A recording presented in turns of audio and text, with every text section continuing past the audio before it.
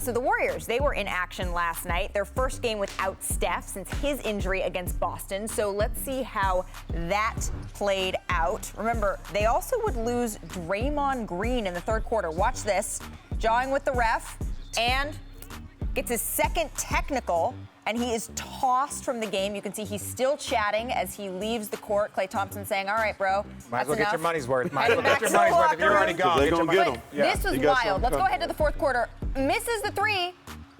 Rebound. Kuminga tries to save it, but look at this. The refs called that a foul, Richard Jefferson. That was not a foul. Obviously, there was some talk. But here, the game's not over. Game's not over.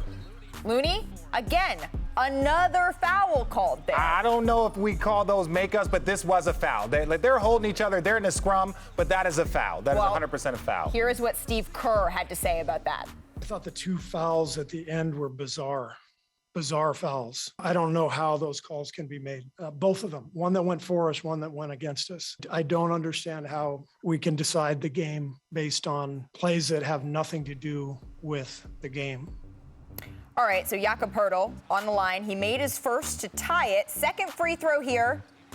Nope. Wiggins, you got to box out. Wiggins, you got to box out at the most important time of the game. Him and Klay were like Keystone Cops bumping into each other, too. Yeah. Well, Keldon Johnson gets the rebound, takes the lead. The Spurs win it 110-108. So back here with Richard Jefferson and welcoming in Mark Spears. So we just saw the highlights, but does it fall more on the refs or does it fall more on the Warriors, Richard? Well, I think Steve made a great point. He's like, look, both plays, like one went against us, one went for us. So that part is tough.